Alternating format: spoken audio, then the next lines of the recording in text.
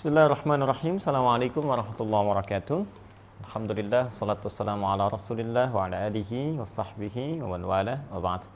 Saudara-saudariku dimanapun Anda berada, sahabat-sahabat sekalian, saya berdoa, bermohon pada Allah Subhanahu wa Ta'ala, semoga kita senantiasa diberikan bimbingan oleh Allah, diberkahi, dirahmati, dan dijadikan hari-hari kita lebih baik daripada hari-hari sebelumnya, insya Allah.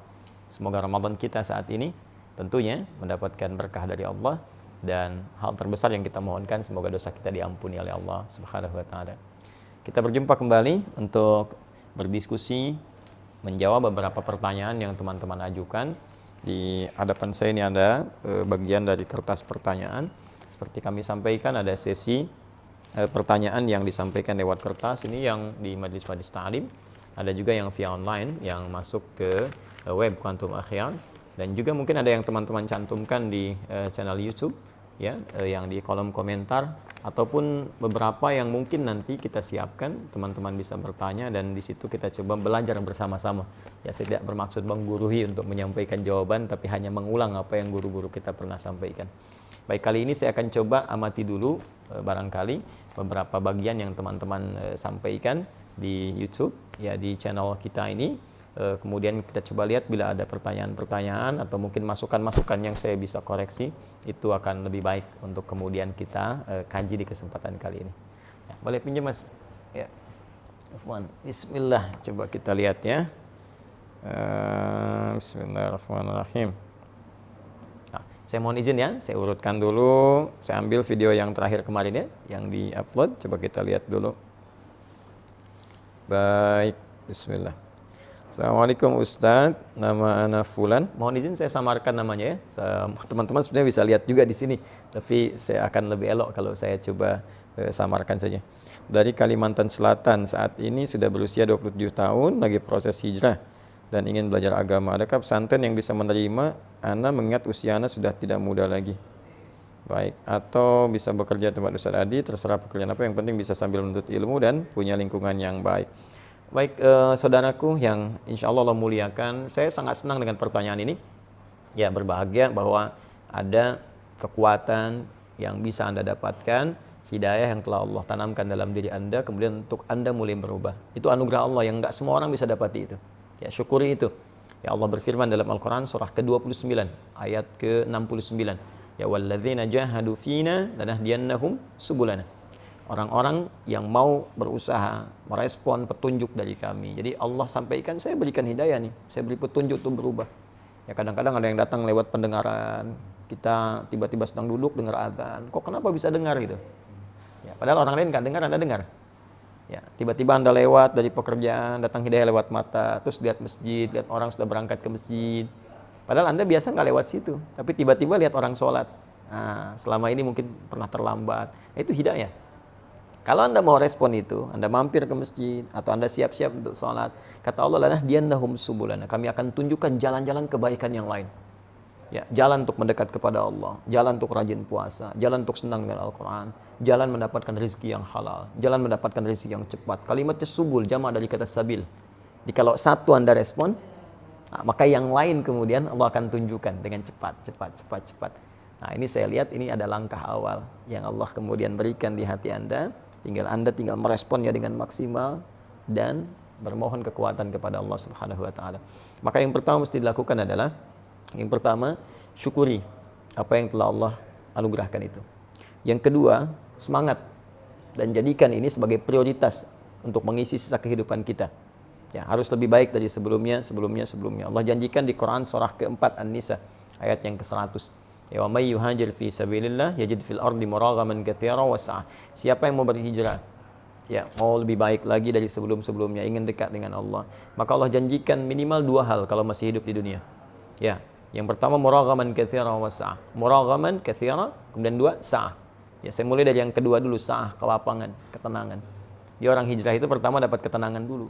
Biasa nggak pernah ke majlis ta'lim, tiba-tiba datang, ya. Awalnya mungkin pembiasaan, adaptasi, itu biasa.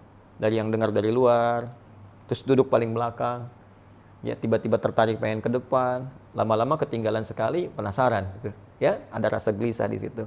Nah, terus setelah itu datanglah ketenangan dalam jiwa, enak, ada perasaan yang nggak pernah didapatkan sebelumnya. pengen bangun tahajud, pengen puasa sunnah, itu sah namanya. Ya, kelapangan, keluasan. Ya, muraghaman katsiran, itu kelebihan-kelebihan yang banyak sekali. Ya, banyak sekali. Nanti ada selain ketentraman tadi, mungkin tak terasa nanti ada rezeki yang dinikmati. Dulu kelihatannya banyak tapi nggak ada yang manfaat tuh. Ya, atau sedikit manfaat lah ya, sedikit berkahnya. Nah, sekarang kelihatan sedikit tapi manfaatnya kayak banyak gitu.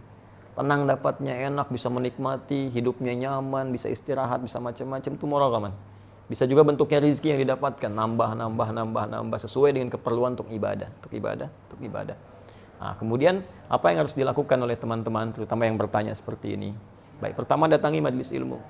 Tidak harus juga datang misalnya langsung ke kami, ke Bekasi di sini. Tidak, teman-teman cari yang terdekat dulu. Ya, yang mungkin bisa memberikan bimbingan lebih baik. Tadi saya lihat di Kalimantan. Ya, di Kalimantan ini Masya Allah, saya kira banyak guru-guru baik.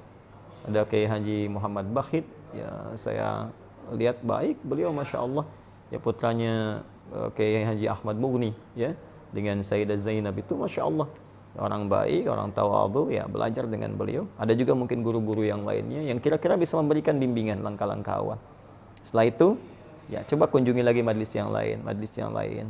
Atau kalau punya perangkat seperti YouTube bisa dibaca, dilihat, dipelajari. Ada rezeki datang kemari, boleh silakan, ya hadir majelis. Yang penting bagaimana caranya kita mengumpulkan perangkat-perangkat untuk berhijrah dengan baik, untuk mendekat kepada Allah Subhanahu wa taala. Ada berita gembira kata Allah. Teruskan ayat yang tadi, Quran surah 4 ayat ke-100. Wa may yakhruj min baitihi muhajiran ila Allah wa rasulih thumma yudrikul maut faqad waqa'a ajruhu 'ala Allah. Siapa yang kemudian berniat berikhtiar pengen berubah hijrah dan dia baru memulai ini, bahkan baru keluar rumah. Tapi kemudian maut datang lebih cepat dari apa yang ia duga, sesuai ajal. Ya, ajalnya memang sudah wafat, seketika harus wafat. Ya, cuman dia nggak duga seketika akan wafat karena sifatnya gaib. Kata Allah, faqad waqa'a ajruhu 'ala Allah. Pahalanya sudah dituliskan oleh Allah.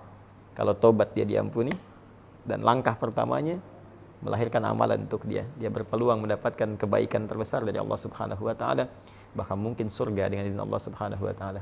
Bukankah Anda pernah dengar ada seseorang yang pernah membunuh 100 orang? Kemudian setelah itu dia bertobat. Bagaimana cara tobatnya? Dia istighfar, pergi ke majelis ilmu, di tengah jalan dia wafat walaupun belum sampai ke majelisnya. Dia wafat dalam keadaan tobat dan langkahnya dinilai sebagai langkah ibadah. Dakhalal jannah, surga jaminan baginya. Itulah yang melahirkan hadis Nabi di Ibnu Majah nomor hadis 233.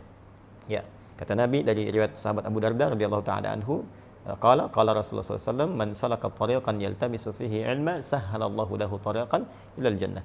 Siapa yang menyiapkan dirinya, berusaha serius menempuh perjalanan ya untuk menuntut pengetahuan, tentunya yang mendekatkan diri kepada Allah, maka setiap langkahnya dihitung memudahkan dia ke surga, meringankan dia ke surga. Ya, wa innal malaikata la tadu ajnihataha ridan li talibil ilmi. Dan para malaikat membentangkan sayapnya memberikan ridha kepada penuntut ilmu. Ya, di antara ridhonya ya ampunan. Ya, permohonan ampun kepada Allah, permohonan ampun. Karena itu di akhir hadis disebutkan sebelum masuk kepada ulama pewaris para nabi, ya, mengampuni ya seluruh penduduk langit dan bumi kalau penuntut ilmu ini tahu, yaghfiru lahu man fis samawati wal ardi hatta al hitan allati fil bihar. Memohonkan ampunan kepada Allah. Ya Allah, ampuni si fulan penuntut ilmu ini. Sampai-sampai hiu-hiu yang ada di lautan kalau kita mengetahuinya. Ini perkara gaib yang kita imani. Ya, baru kemudian di ujungnya wa innal ulama warathatul anbiya wa innal anbiya la yurithuna dirhaman wa la dinaran.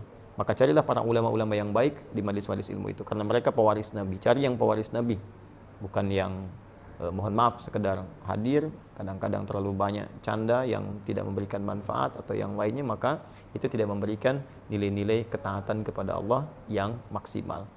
Saya kira itu. Wallahu taala a'lam bishawab. Assalamualaikum warahmatullahi wabarakatuh.